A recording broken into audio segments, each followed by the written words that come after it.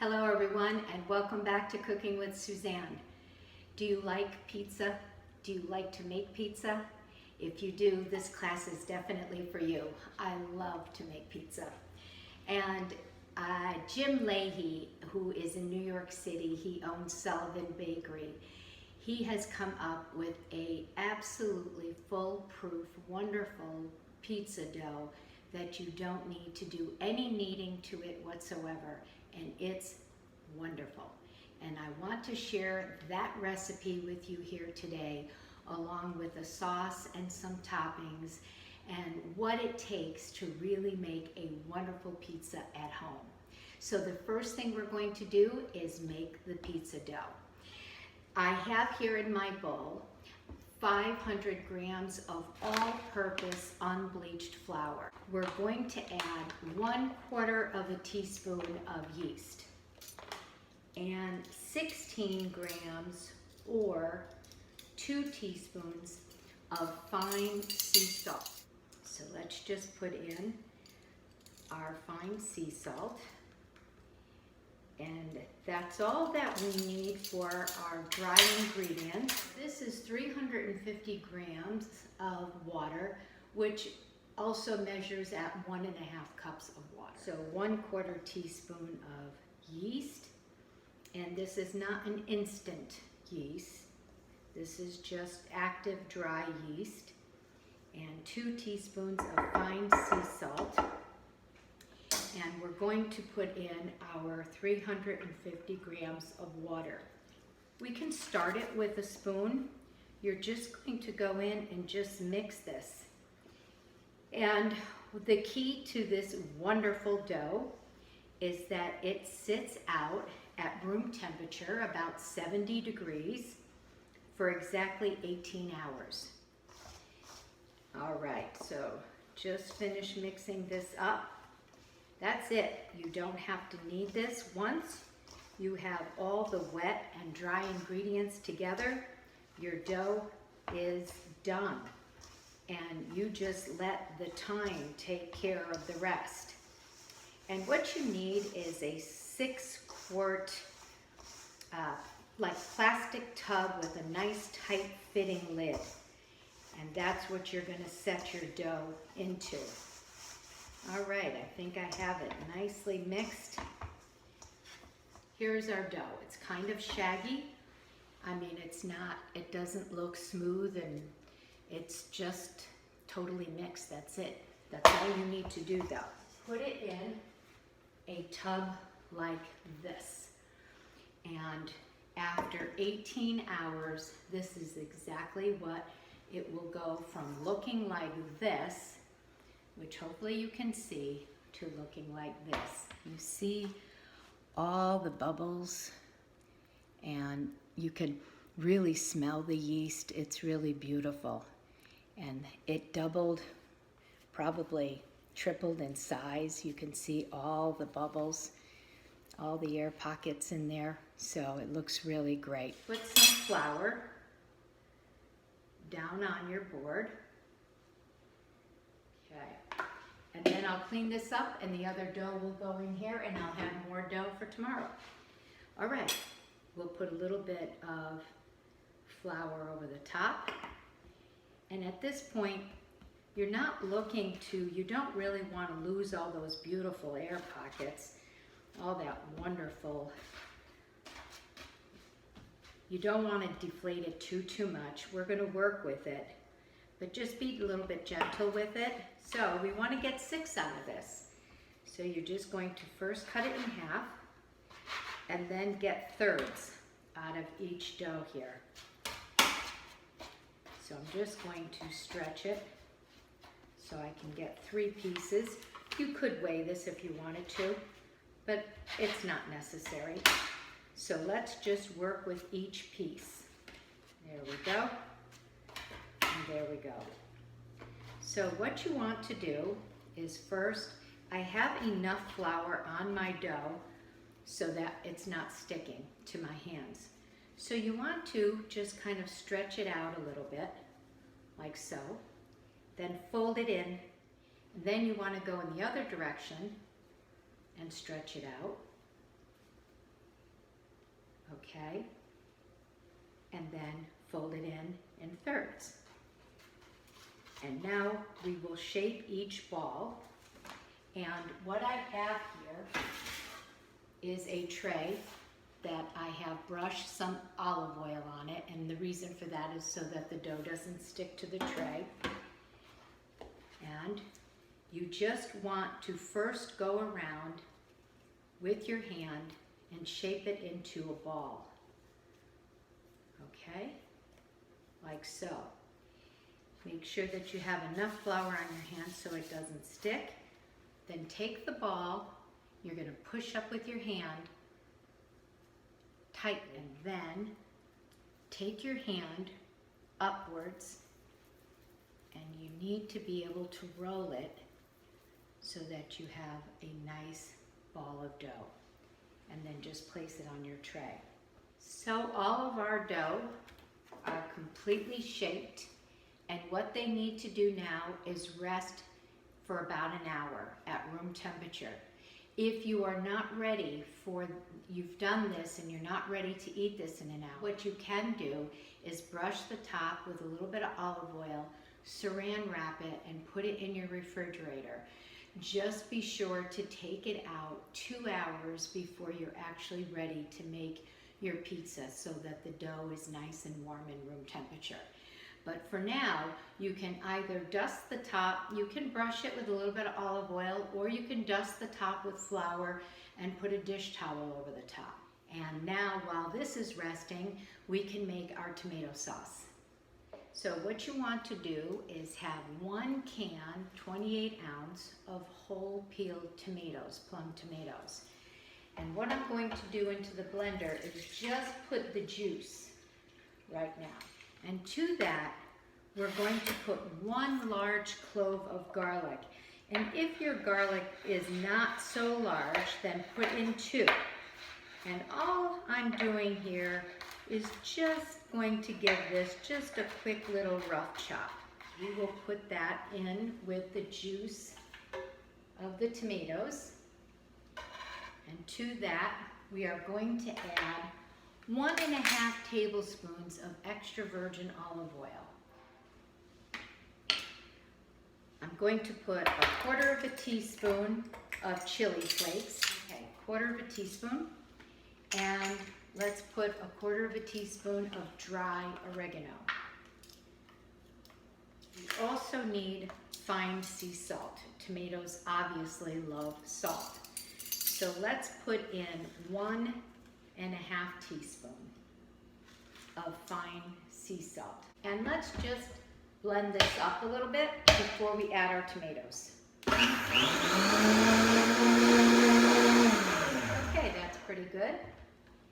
And let's take our tomatoes, and at this point, put your tomatoes in. But at this point, you don't want to puree it. You want to keep it slightly chunky. So here you just want to pulse it. Just so there's not too much liquid. You want it to have a nice consistency. Okay, so let's just throw this in to a container. This you can make up to a week in advance.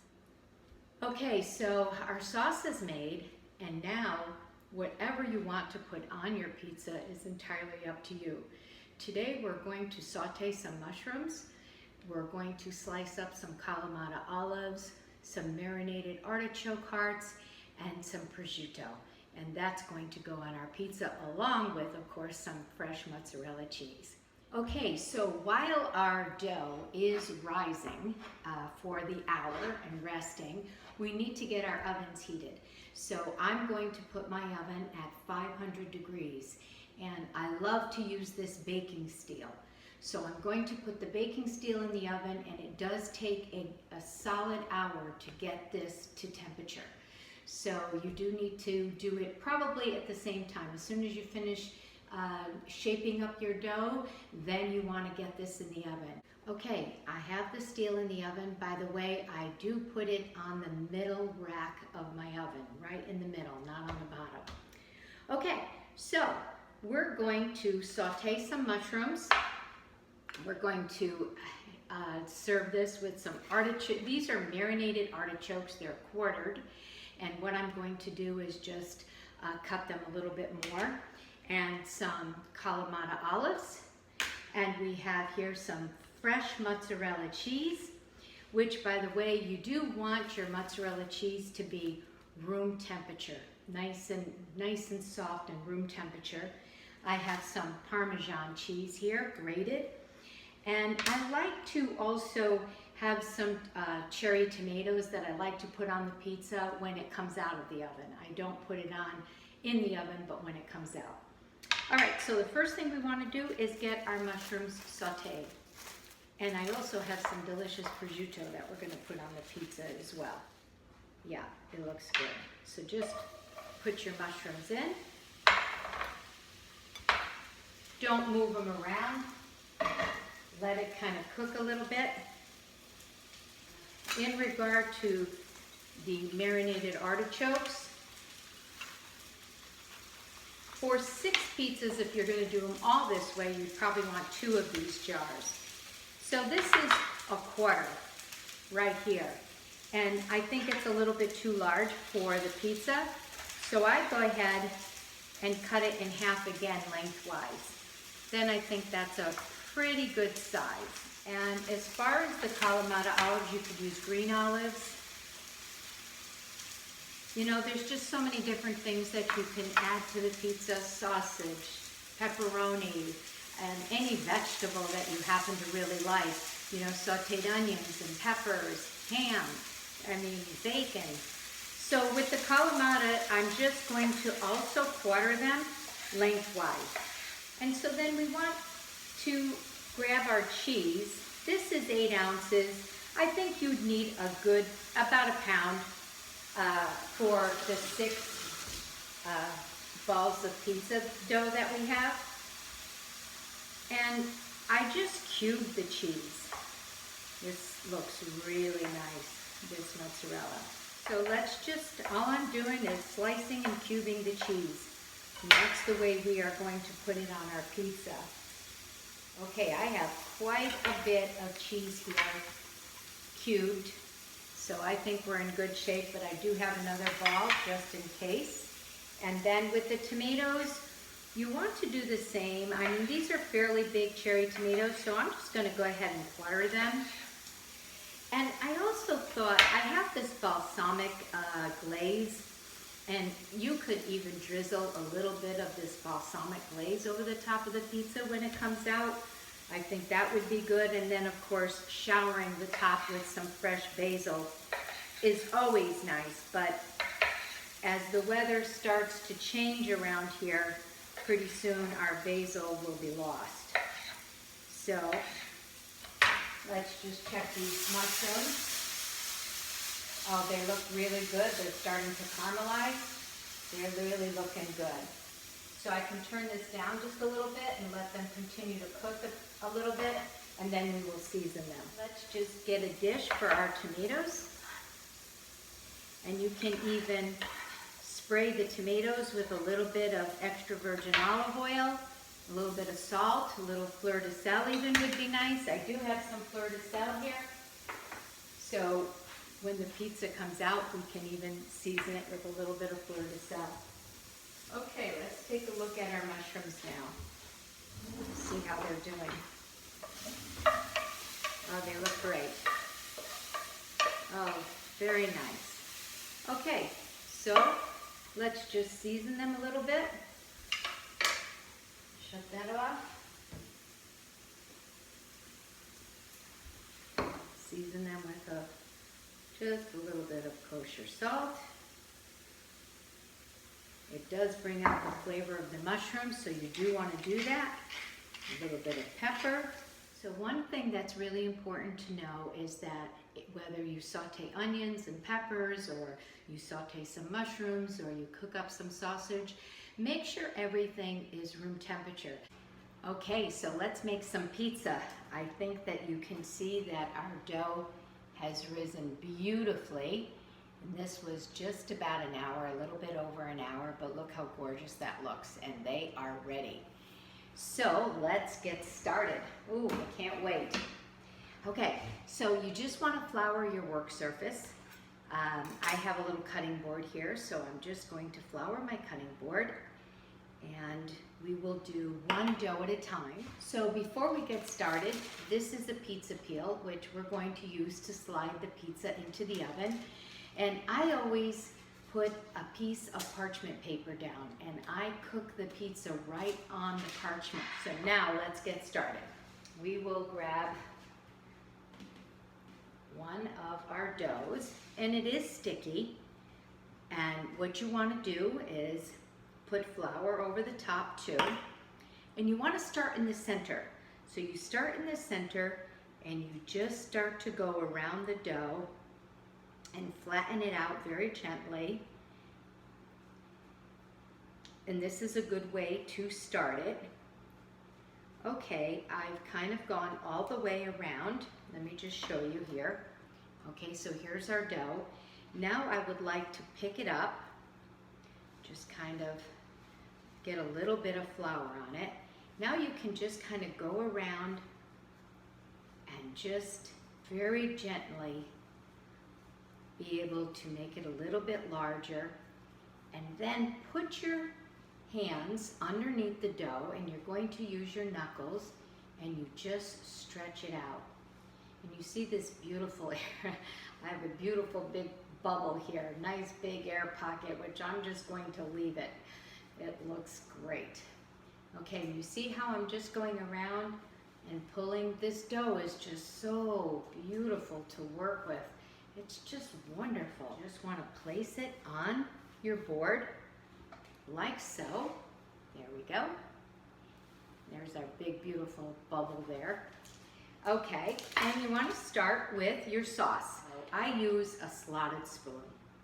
So I grab a slotted spoon and I go around, and I don't use a lot of sauce. Okay, so you can see there's my sauce, and now I'm going to start with a little bit of Parmesan cheese, Parmesan Reggiano. I'm just going to sprinkle a little bit on top, and once again, I'm just going to show you. There you go. And now we'll do the same thing with the olives. Let's take some olives. So let's put some mushrooms on our pizza. Oh, this looks really, really good. So let's go ahead and put some mozzarella, little cubes. Don't go crazy with the cheese. Even if you love cheese, if you put too much, it will be very, very difficult to eat, difficult to slice. Let me just show you how it's building very nicely there. And the only other thing before it goes into the oven, and then we have a couple of things when it comes out, is our prosciutto, so that it comes out nice and crispy, and I love the flavor of it. Okay, so about one slice per pizza is more than I think enough. So here is our pizza. So 500 degrees, my oven is ready, and this is going in. And then we'll finish it off when it comes out. Okay, so our pizza is out, and I'm going to just slide the paper right off, and hopefully you can see the beautiful pizza. And now we will finish it off. I'm going to first put some tomatoes. I love the taste of fresh tomatoes on the pizza after it comes out. Okay. There we go. And for me, I love a little bit of the fleur de sel right on the tomatoes.